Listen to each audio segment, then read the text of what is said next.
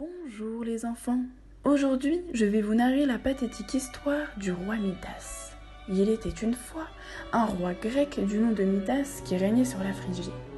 Bien que puissant et aisé, il était aussi cupide et stupide. Un jour, ces hommes trouvèrent aux alentours du royaume un homme ivre qui s'était assoupi. Cet homme fut amené au roi qui le reconnut tout de suite. C'était Silène, un des plus proches amis de Dionysos. Midas l'accueillit et lui offrit hospitalité. Quelques jours plus tard, Dionysos arrive en Phrygie où il retrouve Silène. Soulagé et reconnaissant envers le roi qui avait offert toit et mets à son ami, Dionysos lui accorde un souhait en guise de remerciement. Mais malheur, Midas, se pensant intelligent, souhaita le toucher d'or.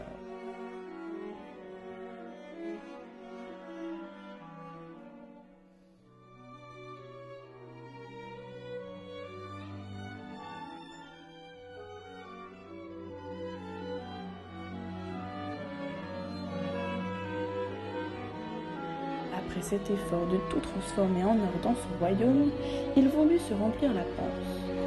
Mais hélas, il en vient, le pauvre roi ne pouvait plus manger.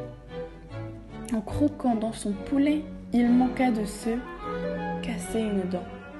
En croquant dans son raisin, c'était pareil. Et en buvant son vin, il se transforma en liquide d'or et il faillit s'étouffer. Voilà que le roi ne pouvait ni manger ni boire. Midas implora Dionysos de lui enlever son souhait. Il était menacé de mort dans son royaume toujours doré.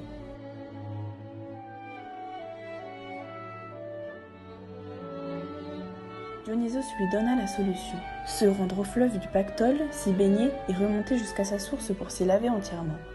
Alors Midas s'exécute et plonge dans les eaux où le sable se transforma en or. Il se lave et se lave. Et je vous rassure les enfants, il était bel et bien débarrassé de son souhait. Mais ce n'est pas fini. Midas est sujet d'un autre récit.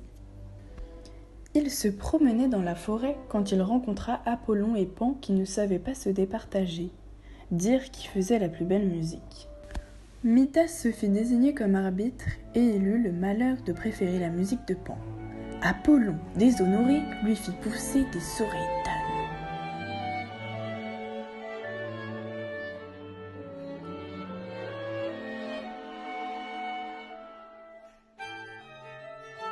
Honteux d'être un roi victime d'un sort ridicule, il portera un bonnet jour et nuit pour les cacher. Seul son barbier était au courant, mais garder le secret était de plus en plus difficile.